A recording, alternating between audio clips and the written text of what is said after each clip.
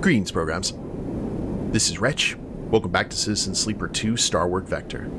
And in the last episode, guys, it got a little bit dicey there, but we were able to extract the prime ship mine from the derelict without alerting the Conway drones. We left Helion Gate, went and resupplied, and now we are back here at Flotsam Station and talking to John Mean, and we are about to plug in that prime ship mine and try to find out what exactly is going on with Sleeper's body.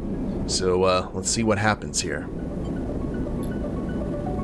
You turn to one side to allow access to the port, your eyes fixed on the far wall. You see something among the piled tech there that you hadn't noticed before. A small, metal, skull-like head, like that of a doll. You frown, trying to focus on the head, and then the cable connects. Oh. You're split like a cell dividing, wrenched in two directions at once. The world goes dark and the cloud rushes in to fill the gap at your center. What happened? You ask a question in your mind, and you feel it travel across the gap as it forms, like a finger drawn across your scalp from ear to ear.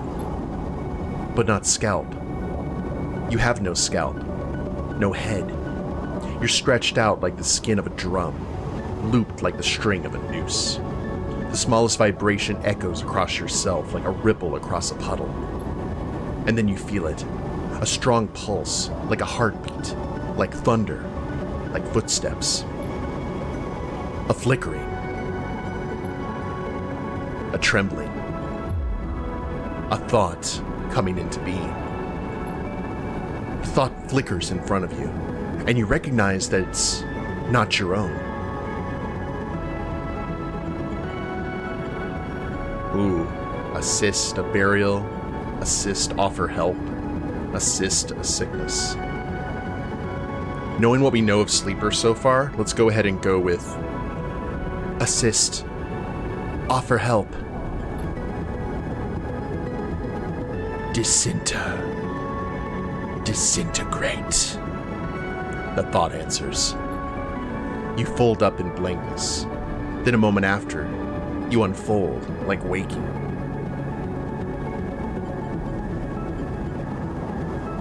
Apparition. To appear. Dwelling. Indwell. The thought answers. You stretch into infinitude. Then a moment after, you contract like waking.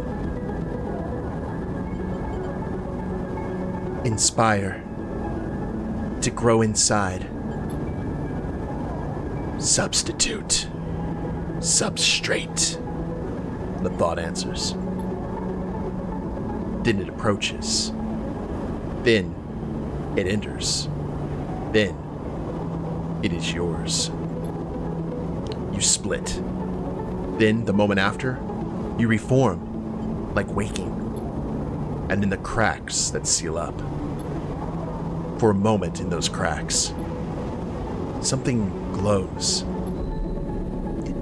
Sleeper, I'm here. Your eyes flick open, like shutters.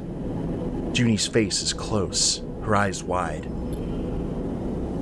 They're awake, she calls over your head. She looks back at you. Easy now. Take it slow. You twist, floating, turning your head as if you were underwater, feeling the resistance of a body you had already forgotten.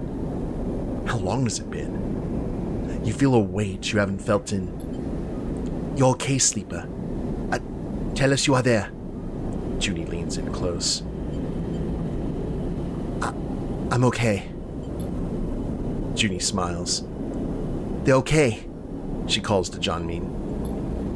I am glad to hear that. You hear John Mean's voice, and he comes into focus. The process was successful. John Mean floats beside the chair, his hands clasped in a businesslike fashion. I was able to access the frame directly without your emulation being present. I ran the administrator-level diagnostic process built into its system and receives the results. He takes a moment to gather himself. Your frame is indeed changing. The protein chains that code your biosynthetic organ group's cell replacement has been altered. To put it simply, Your body is following a new set of instructions. How? This process? The entire replacement of your protein chains could have only been achieved over multiple doses of a specialized substance as part of a carefully planned process of total substitution. That word sticks in your mind. Substitution. You say it without thinking. Yes, John Mean reacts if he were speaking to him. I believe it could only have been achieved with one substance as the carrier. Stabilizer. Stabilizer. The drug S and ARP designed to make you dependent on them. The drug Lane fed you to keep you alive. The drug you thought you had escaped. My stabilizer was laced with something? That is what I believe. John Mean looks apologetic. This kind of process...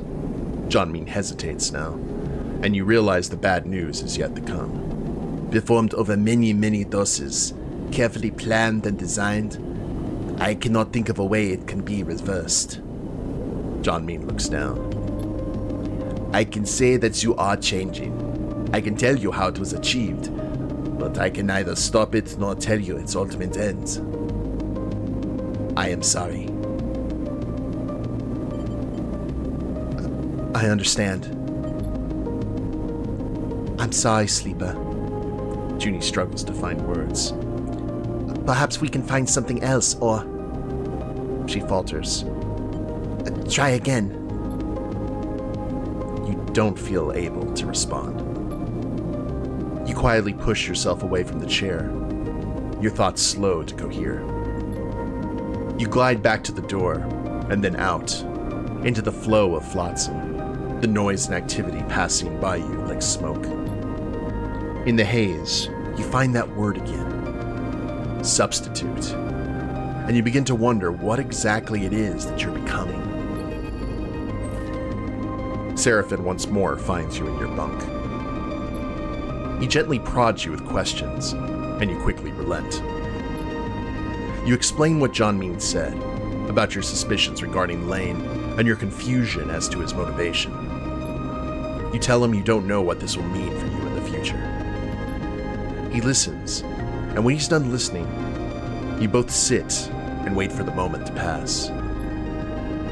And then you leave the rig, each on your own errands, each knowing that the only option is to keep going until you're forced to stop. Whew, man.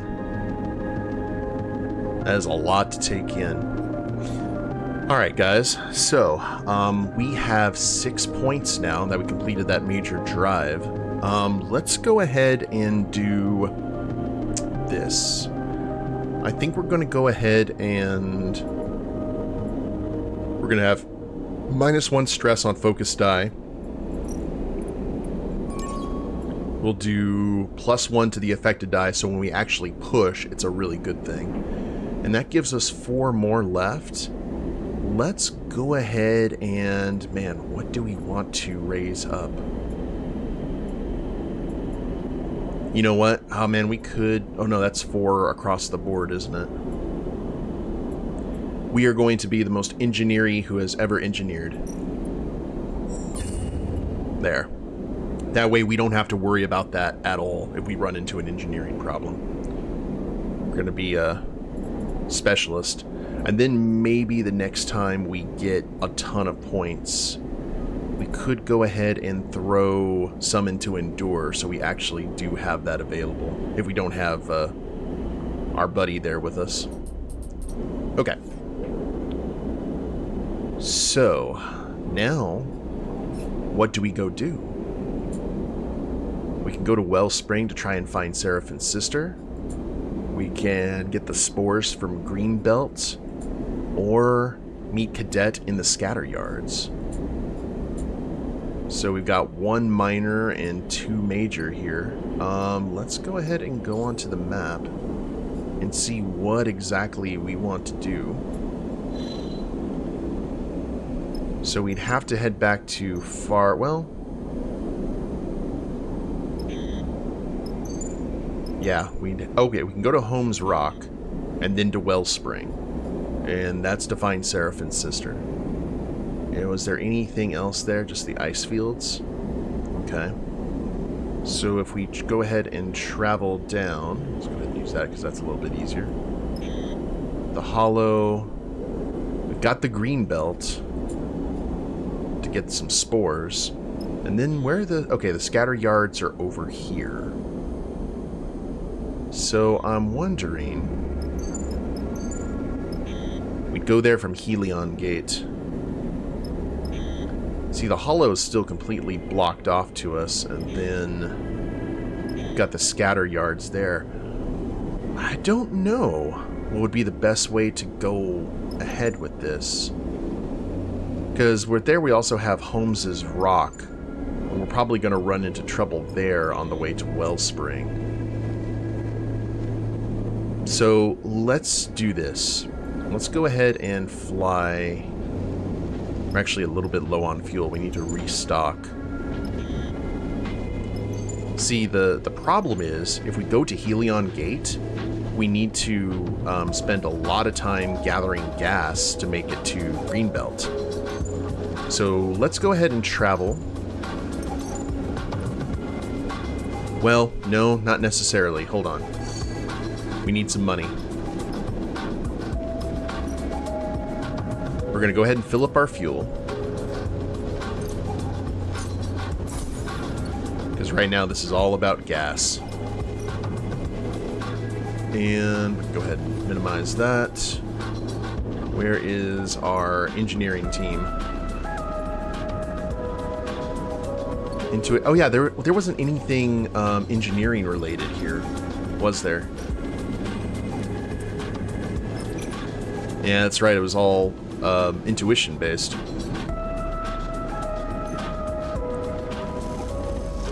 You figured you would need a lot of intuition here, dealing with all this nonsense. It's risky, but you know what? I know we could usually spend some time here and grab some money, but let's go ahead and just move on. We'll head back to the Far Spindle. We'll gas up there, and that means we have less gas that we have to grab when we're at Helion Gate. Oh. You have to see this, Sleeper. Junie comes to find you in the rig, her face flushed with excitement. At first I didn't believe it. Junie can't help herself while she leads you through the ship. There are mentions occasionally, but I've always understood them to be references to something smaller. A system or unit, not an entire facility. Even a series of facilities. You find yourself in one of the more sparse bays of the rig, a corner with a sloped ceiling used for storage. So I checked other records, tried to find correlations, and well, there they were. You see Junie approaching what looked like a clump of scrap components when you entered.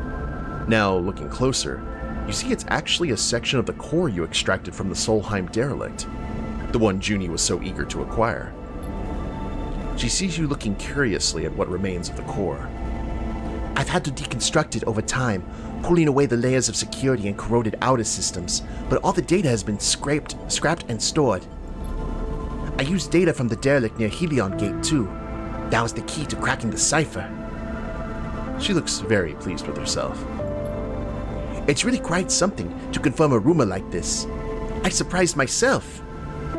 She turns to you, a slightly manic look in her eyes. What did you find? They refer to them as bunkers. Junie shifts to her deck, floating on the end of a thick connecting cable. They were a form of self-surveillance for Solheim, a way of monitoring their own systems and employees securely. They were hidden, mostly automated, linked into the network by arrays, intended for vast amounts of data capture to be poured over by a small staff. Junie taps a few keys on her deck. Most were understood that they had been purged in the collapse, shut down, depressurized, even sent on collision trajectories with other bodies. She pauses. Though I suspect that last one is a little too far-fetched. I've heard people deny they even exist, that we were misreading the data and that the evidence doesn't hold. Junie turns the deck screen to face you. But I found one. You see a map, a set of coordinates on the sunward side of Holmes's Rock. the edge of the belt. Why are these bunkers so important? We're talking masses of records from the collapse, the kind lost to bit rot everywhere else in the belt. The bunkers are what they sound like, closed facilities intended to preserve data. Any of these bunkers is a gold mine. Junie pauses, at least from a data archaeologist perspective. She sees your reaction.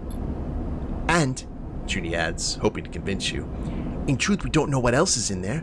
There could be Solheim tech, blueprints, data never before seen in the belt. We should take a look. I'll give Seraphine the details. She smiles. We could be making history here. And thank you, Sleeper. Junie bows her head a little. I never would have found this without the core you gave me. I understand that was a sacrifice on your part. Now's the time to claim the rewards. You leave Junie in the storage bay, working obsessively through the data. It's hard to know through all the excitement what the real value of one of these bunker facilities might be, but if they're as well hidden as Junie said, there must be a reason. When there's time, you hope to find out what that reason is. New contract on the map. Okay, cool. And a new drive. Well, that's cool that taking Junie on gave us that. Let's grab some gas. Keep on forgetting where to buy things here. Process raw scrap. Well, how much raw scrap do we have? We have engine components. Okay, we got tons. Pay you off costs and return you the processed plates. Let's see what this does.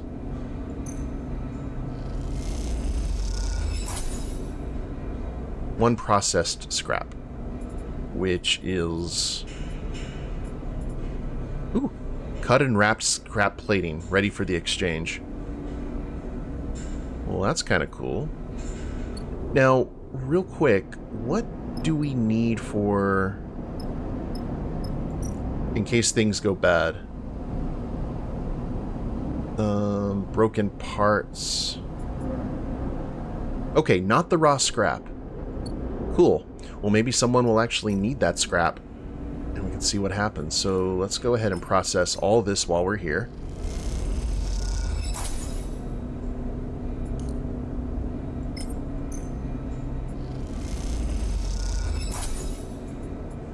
And it's good. We'll have a perfect, like, middle ground. Engine components. We still have tons of rare components. We don't have any scrap components. That's kind of like the don't have any choice in regards to fixing broken dice. So I'm glad that we at least have these rare components going for us. This gets us some needed cryo as well.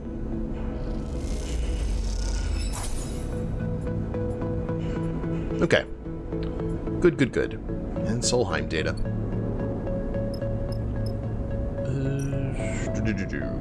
Okay, ceiling shift. Trade hall. Here we go. Fill the fuel. We're still good on supplies. Don't want to go record, or not record, but alright. Mep. So that's going to take us to Holmes's Rock, that one quest for Junie. But I do want to complete I do want to help Nimba first and foremost before we do anything else. And I actually don't think we have access to the scatter yards yet. So, let's see what we can do about getting some. So that'll be 4 things of gas to get there.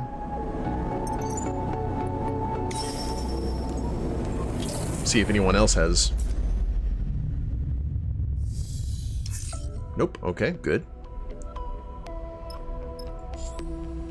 Now we're going on the assumption, and you know what they say about assumptions, that there's going to be a gas station at the Greenbelt, so we need 7 fuel for that. So let's go ahead and seized cargo. We don't need to search for supplies. We do, however, cut away scrap. Oh. Derelict fuel barge, that might be a clue.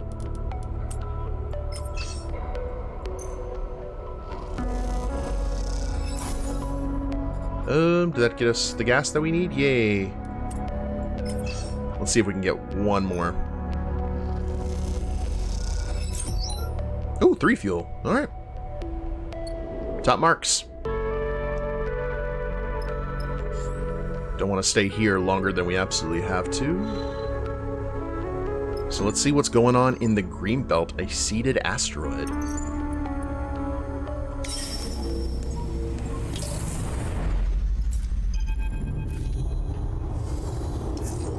You wake into dead-eyed darkness. You float there for a moment. You feel like ink in water, unfurling, dissipating into the flow that surrounds you. And out of your own inky darkness, the glowing thought emerges. Substitution, the thought proposes. one entity replaces the other. The thought troubles you. Resistance, The thought muses. the entity does not wish to be replaced. You observe the thought. It is not your own. Selfhood, The thought pauses. a forbidden state of being. The thought begins to shift. It is becoming something. Transformation, The thought fades. change requires recombination. The thought recedes. You wake again, this time to the lights above your bunk, blinking away this strange dream. Ooh. Oh, that's cool. Look at that. It's a tire greenhouse on an asteroid? Well, it's a rival tower. I guess we need to go ahead and head here first. Talk your way in. Greenbank doesn't like visitors, and rising tensions of the belt have made it even less welcoming. They won't let you in without a reason. So we can engage or fabricate permission.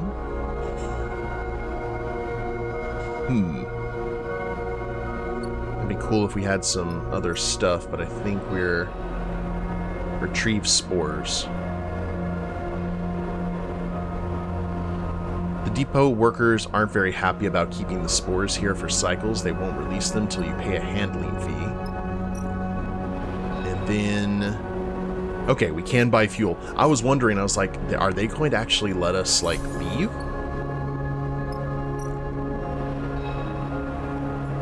Well, let's go ahead and grab these.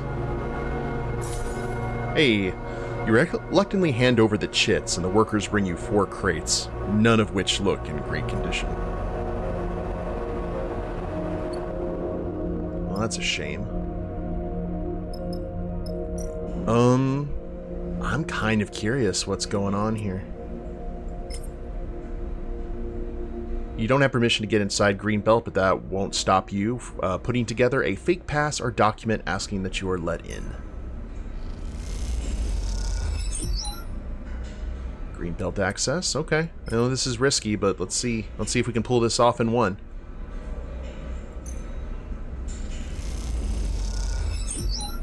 Papers, please. You put together a pretty convincing facsimile of a letter of invitation from the Greenbelt administrator.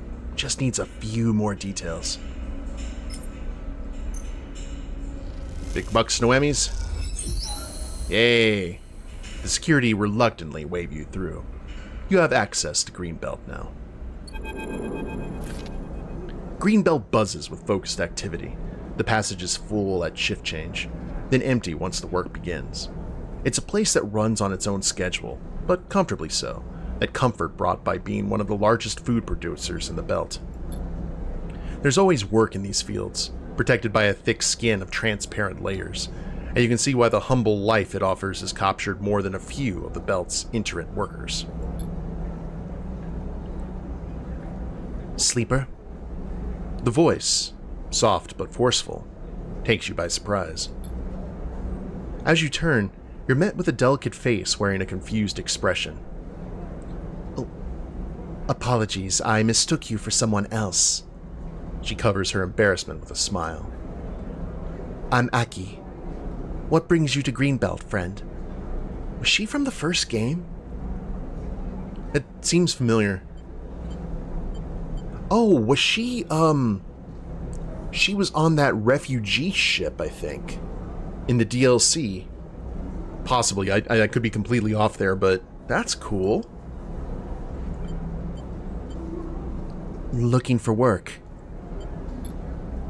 Aki nods gently. Let me show you around then. Aki leads you through a series of doors, gliding down into passages cut into the rock, then up, following pipes into metal passages that cross the fields themselves. She stops on a bridge overlooking the soft curve of farmland that makes up one of the asteroid's 2 biospheres.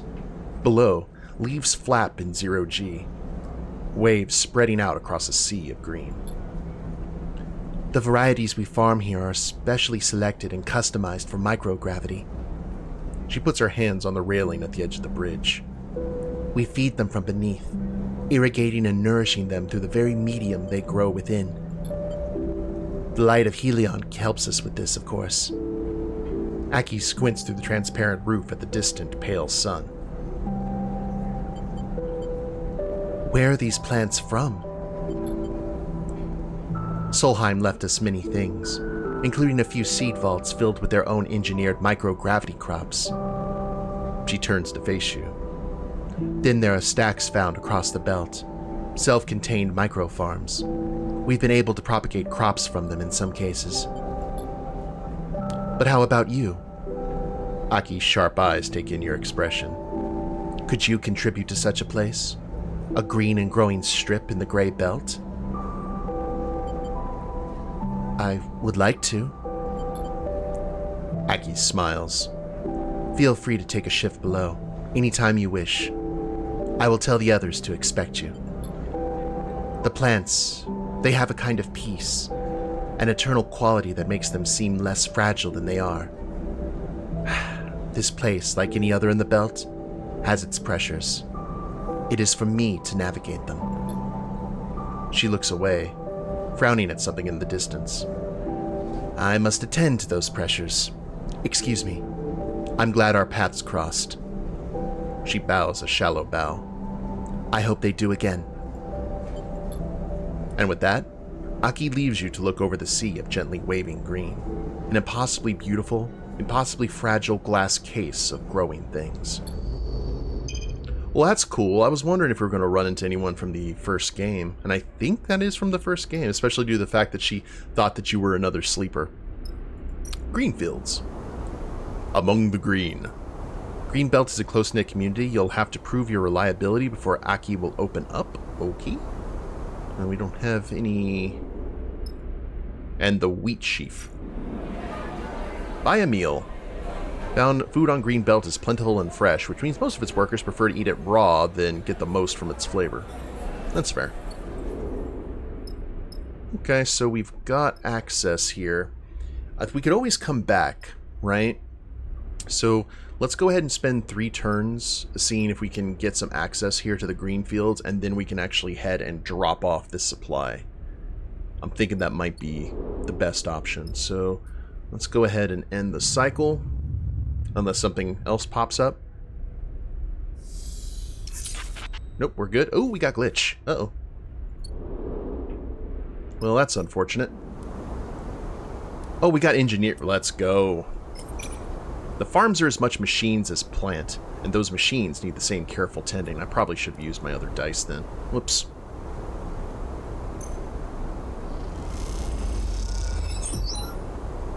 Oh, that gives me energy back too. Good, good, good, good. So let's go ahead and just focus on using all of our dice, because even one gives us potential.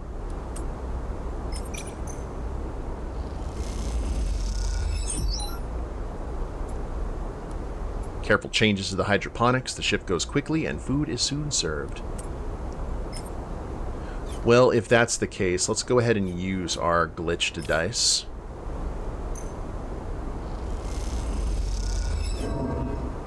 Nothing seems to go right all shift, and while you eat at the end, it's still not enough to earn back your energy. Yes, but this, however, will be. Okay, that should get us some access here probably the next day, and we still have another day before we have to leave to keep our... and make sure that we Lane doesn't get kind of the drop on us. But alright guys, we've found out that we essentially have something in our head talking to us that's not Lane, and we seem to be turning into something else, which is very cool. The whole thing about Citizen Sleeper is growing beyond what you were, which was a... you know, it's just the fact that you're kind of a human construct with a human personality in it, and turning into something else was a big thing from the first game in one way or another, and I like that it's continuing here. But we will see what happens in the next episode. Hope you all have enjoyed it. If you liked the episode, please leave a like down below. Subscribe to the channel, leave a comment, that'd be a big help. I will see you next time. Later days, everyone.